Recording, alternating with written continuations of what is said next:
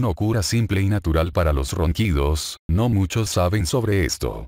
El roncar puede ser un problema real en el dormitorio, y afecta principalmente a los que lo oyen que los roncadores. Si su pareja ronca, entonces usted está bien consciente de los efectos del ronquido, ya que perturba su sueño y conduce a varias otras consecuencias.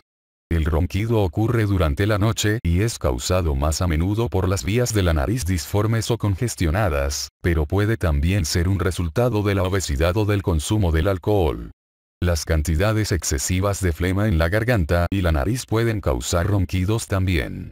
Sin embargo, vamos a revelar la receta de un remedio natural increíblemente eficaz, cuyo uso regular le ayudará a dejar de roncar.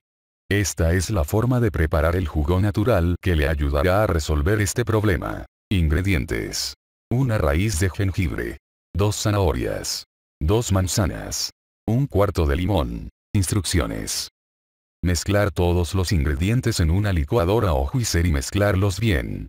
Luego, unas horas antes de ir a la cama, usted debe beber este jugo. Repita diariamente.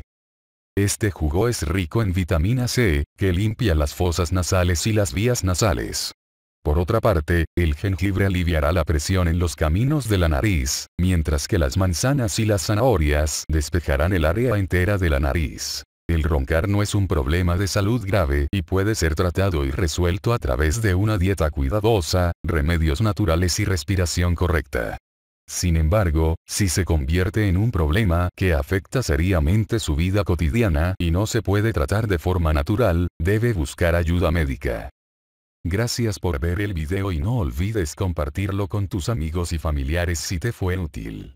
Además puedes suscribirte haciendo clic en el círculo de la derecha o ver otro video en el cuadro de la izquierda. Abrazos.